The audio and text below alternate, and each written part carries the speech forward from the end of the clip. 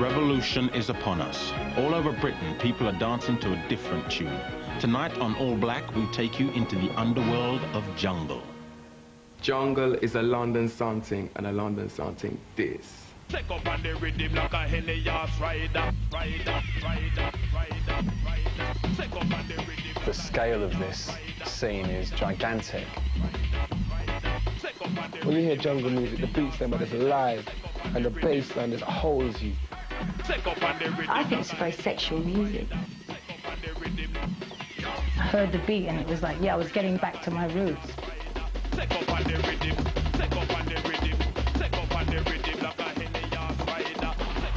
Just showing life on the streets. I mean, America got hip-hop, Jamaica, they got their ragga, we got jungle, simple. Jungle has been called the sound of urban Britain. It takes dance music back to its black roots.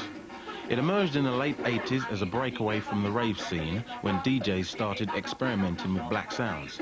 Until then, rave music attracted a largely white audience, but jungle's rhythms and bass lines appealed to black youth.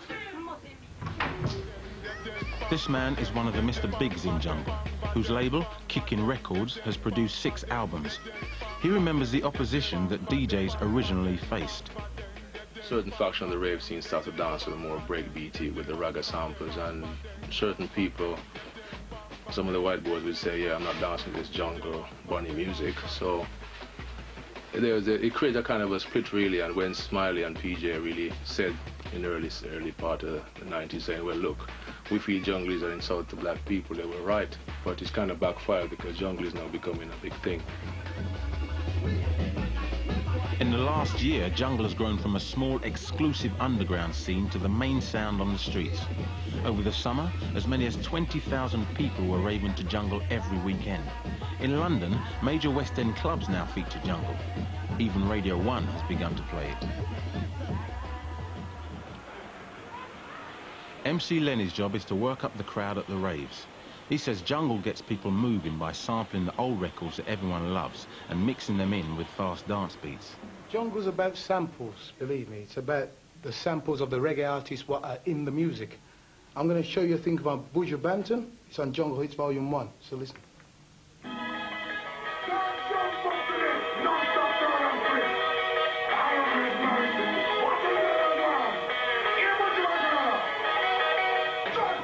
And it doesn't have to be just ragga, just reggae. It can also be soul. Listen.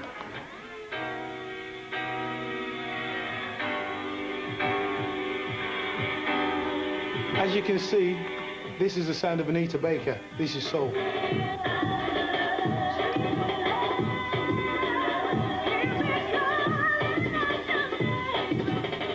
Just giving you a taste that it's not about anything else, it's about the samples. Whether soul, whether reggae, is still black influenced. That's why the boys are onto this lick here. They don't know, you know what I mean? So you can just In this scene, the DJs are also producers and musicians. Fabio and LTJ Bookham were amongst the earliest creators of jungle. They say it has certain distinctive trademarks. Well, I think it was just like a blend of reggae bass lines, you know. It was just, it's a bass thing, really. It comes off the bass line. See, that's the difference between jungle and techno. Techno is kind of like high frequencies, and jungle is low frequencies, like really heavy bass, exaggerated bass. But that's, I think it's just coming from soul, reggae, all kind of forms of black music. It's got touch, it's everyone's like inspirations, isn't it? And yeah. Mingled up and even jazz, because it's quite freestyle as well. The thing that makes it different from a lot of other music is the speed. It's just a lot faster. Affordable computers have opened up music making to a new generation and revolutionized the creative process.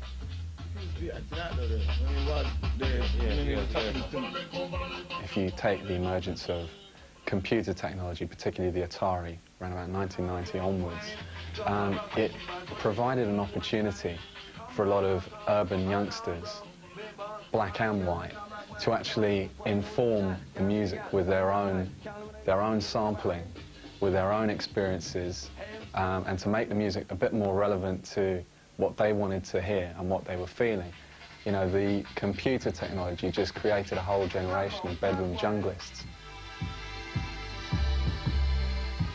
Technology's been the most important thing, because without people being able to go out and just spend a couple of grand on a computer and a sampler, then they couldn't there's no other way of laying down the music. You got to go and sort of a big studio or do this and do that. So technology's been the main sort of reason why people can go out and do what they're doing now. A lazy Sunday afternoon in North London, and a young computer genius is working at home. What about the bumper part? Would you do that as a separate mix on the tape on the recording? Andre and his friend Rodney, also known as Shy FX and MC Gunsmoke, are busy composing a new tune in Shy's bedroom.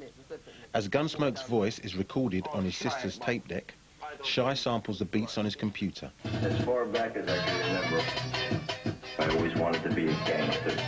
To outer order, man a go on like them a big time gangster. Walk up and down with them gun in a them holster. So your next Hey, wicked. brother in the pussy that come cross the border. Get in a them with them, draw them boys to master. How we a gangster and we do outer order.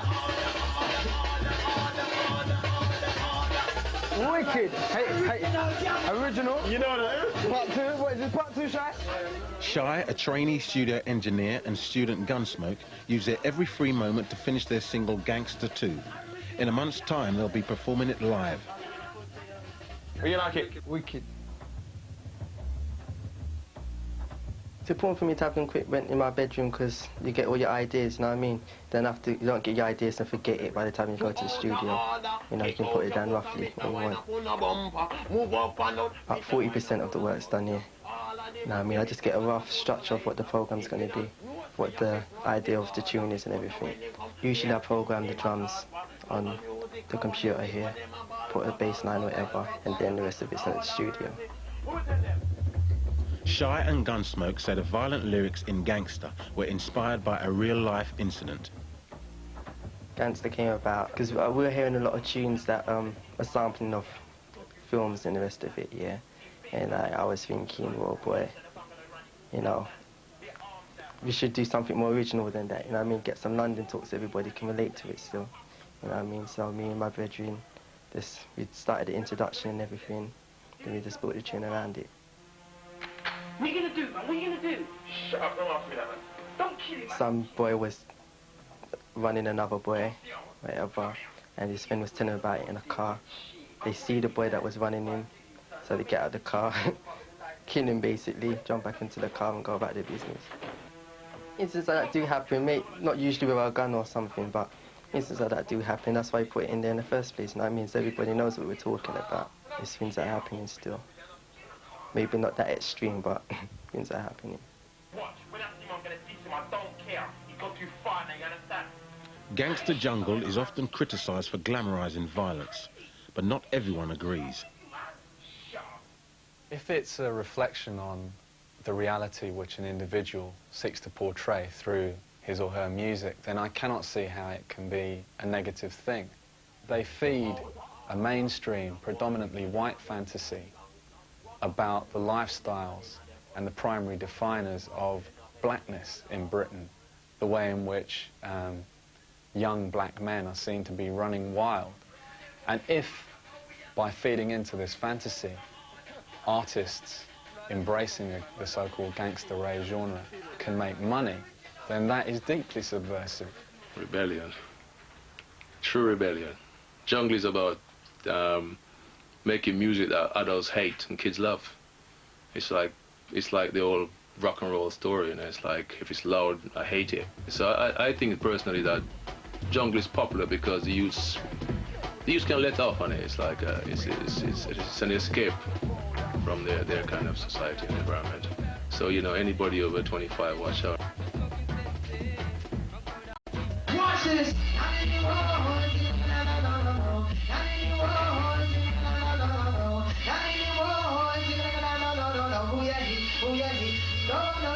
Shy has spent the last few months looking for singers. When he heard UK Apache, he decided to use him on his new release, Original Nutter. Apache is passionate about the music, as it symbolises for him the coming of age of Black Britain. The jungle, because it's from England, right, I can really relate to it. It's important to me because I'm born here. I'm from England and London, and nobody can't tell me that I'm not from here. It's like, I think one time I was going around, I was like ashamed of being British. Yeah, we got Woolworths, Marks and Spencers, Sparks, and it's like the jungle has drawn me back into my roots, where I'm from, because though my parents are from, like, I'm half Arab, half Asian, African, I can relate to those countries only up to a point. Like when I talk to my children or whatever, I can't talk to them about Africa. I can't talk to them about where my dad's from, because my life has not been there. My life has been in England, London. I have to talk to them about Ballantyne, where I'm from. So if you're born in England, be proud of it. And don't make nobody tell you no different, no BMP or anything like that. Give us some of the voice. Pretty brown eyes, you know I see them. The jungle is British, and I can really relate to it, you know? And it's our music. It's a disguise the way you treat me. Oh, gosh. With your pretty brown eyes, keep on digging. Shaman, that's for real. There's the contract there. What you saying, man? What you doing here? You saying, Sam, man? Oh, gosh. What's happening with there? Boy, yeah, you know? How's the music going? Yeah, what's selling, man? What's selling? What's Jungle selling? Jungle is? Push it up in there, man. Push it up in there. Show the people then. What's going on? That's going on. Hey, I want you to take note of the name right now. You see that name now? UK Apache. Oh my gosh, man. Thousands of copies of Original Nutter were sold on pre-release before it officially hit the shops. Jungle music appeals to both black and white, and some argue it represents a broader notion of Britishness. I didn't know it was you at all. Yeah. It goes back to my argument about the redefinition of Britishness, a sense of Britishness, the British nation and British culture. For the first time, you're probably seeing all of those things being redefined on black terms. That in itself is a radical departure from what you've witnessed before. UK Apache's voice ain't there. His voice ain't there. I don't know what output's there. For Shy, the long process of getting his single, Gangster 2, out on the streets continues. It's past midnight, the machinery is playing up, and everyone's tired. Fortunately, Rodney is still firing.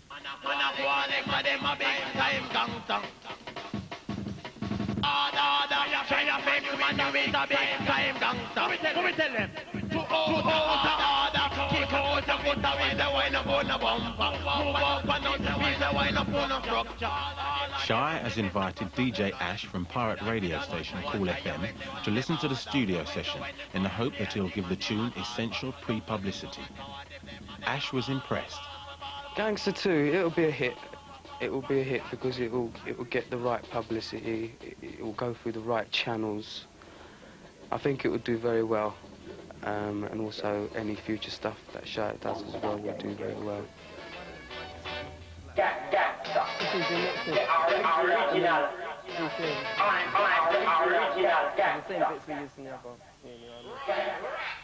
it away, check us out. Goes up to Old Jungle. DJs are the power brokers on the jungle scene. Charging up to £300 an hour, they can make or break musicians.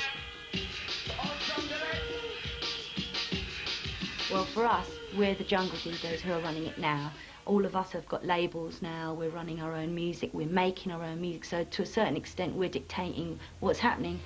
A lot of music doesn't get through unless we play it, the top 20 DJs. If we're not playing it, you know, it doesn't matter how good a track is, you know. Armed with the confidence that DJ Ash will promote his tune, Shy is off to have a dub plate cut for him.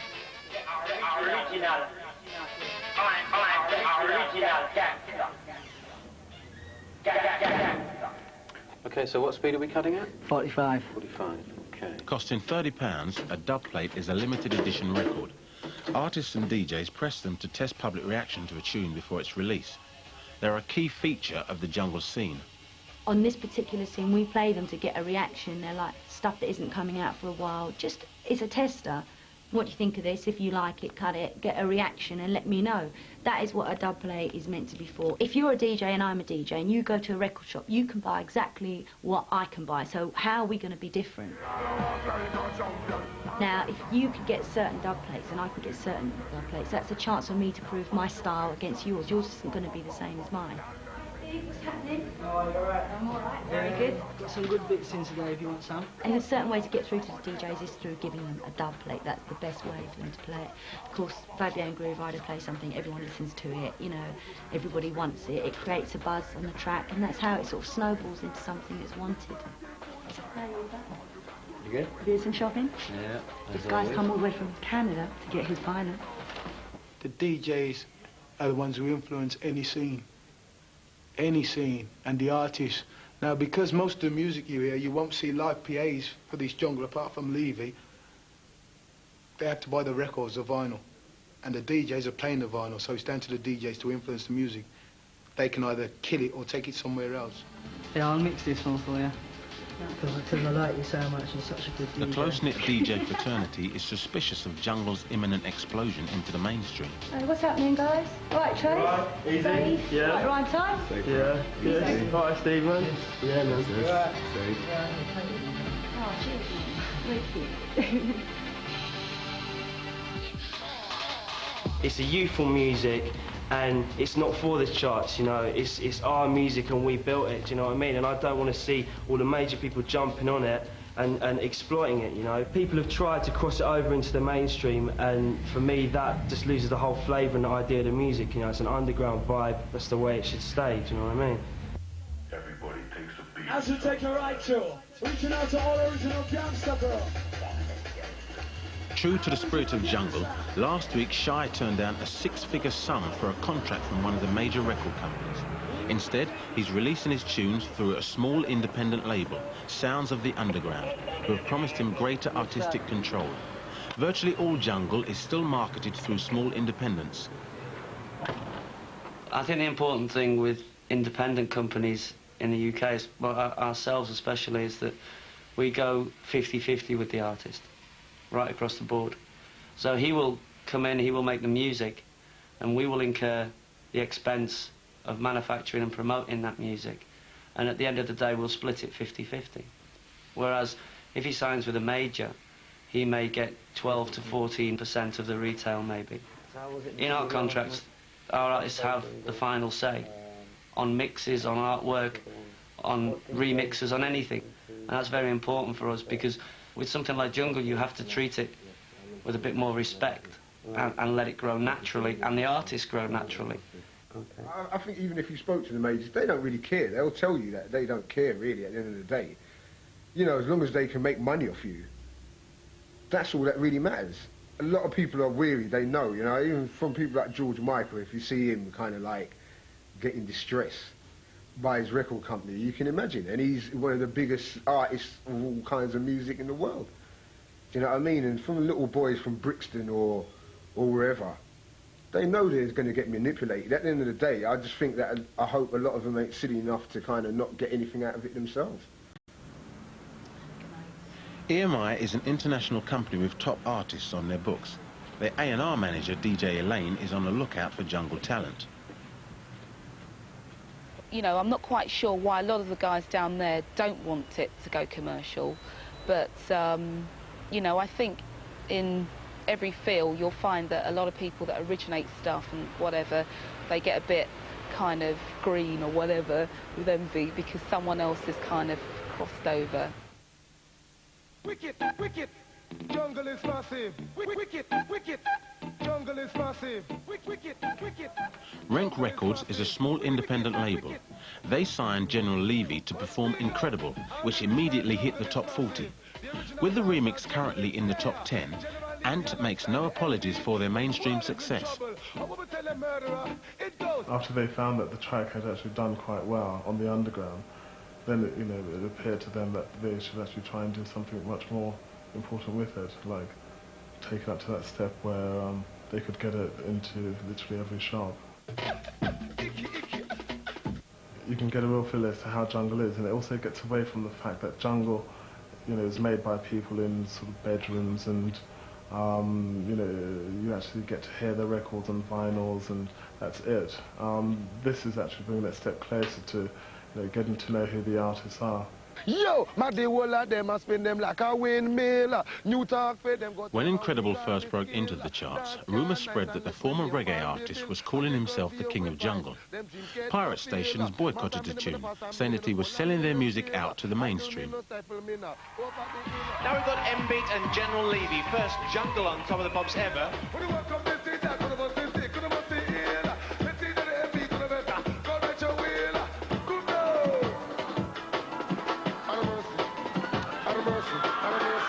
The future is in trying to get jungle out there, or on Top of the Pops, or live, because jungle actually is something, it's the only thing which, you know, black people from the streets of London, as well as whites, it's the only thing which whites and blacks from the streets have made together, and they've actually...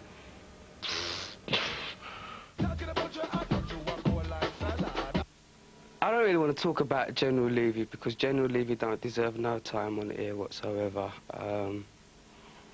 Okay, granted, he done jungle some kind of justification. He got it noticed. But for him to rap off his mouth and say that he started jungle is nonsense. And that's all I have to say on the matter.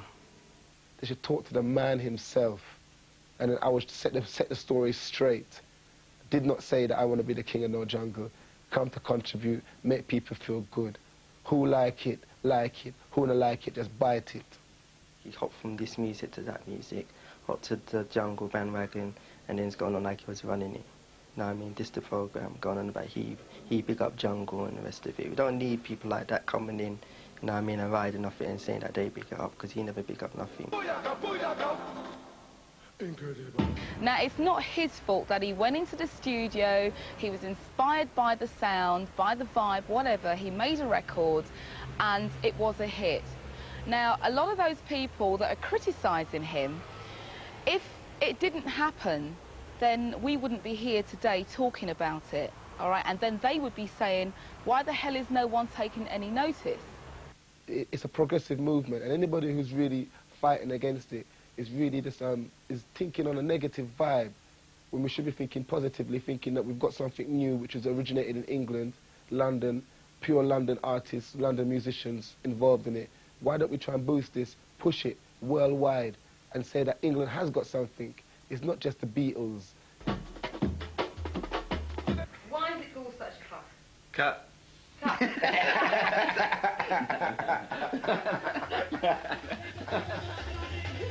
Shy's big night has finally arrived. In 8 hours' time, his posse will be in Wolverhampton for their first performance in front of a live audience.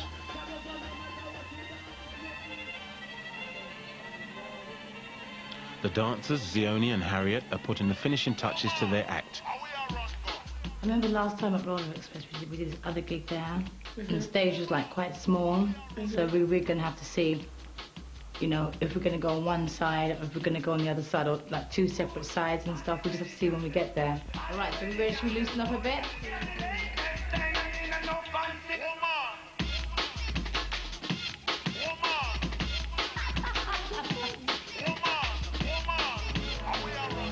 The guys are a bit nervous, as it's their first time playing out of London, but the girls keep everyone's spirits high.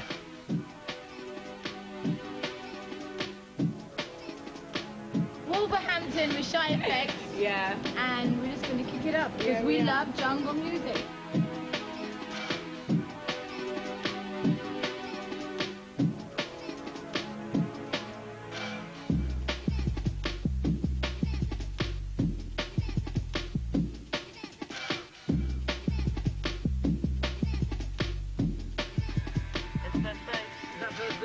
Yeah, on the right. The posse arrive at Wolverhampton, and there's the usual confusion. The DJs are refusing to introduce the band from London as they weren't told they were coming. The guys aren't happy. The dancers are annoyed because there's no room on stage for them, so they have to perform elsewhere. Eventually, everything is smoothed out, and it's time to perform. Right here tonight, a special treat. Let's give a big round of applause for UK Apache, Gunsmoke, and Shy FX.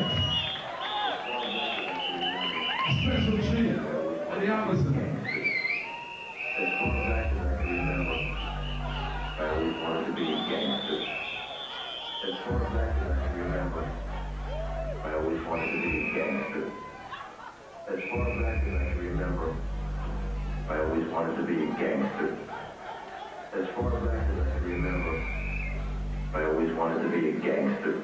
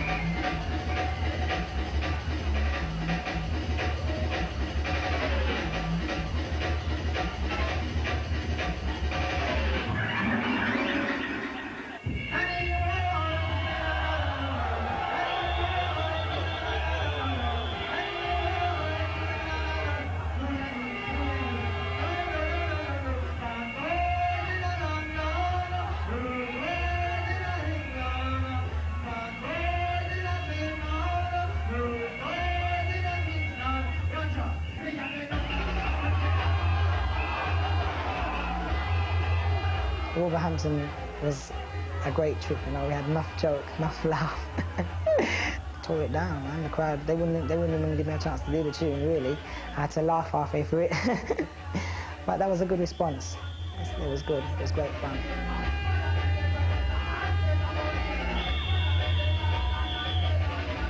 There's so many people now with their decks in their room trying, and that's brilliant. There's so many people making music, you know, and that's what's needed.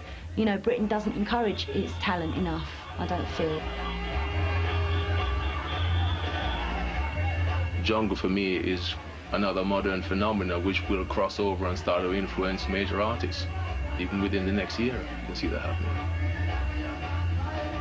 When something makes enough noise, draws enough attention, you can't ignore it, you have to just go with it.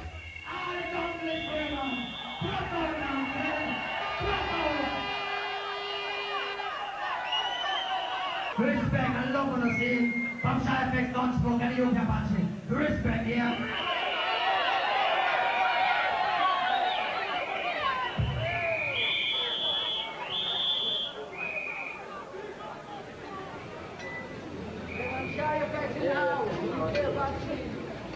Jungle.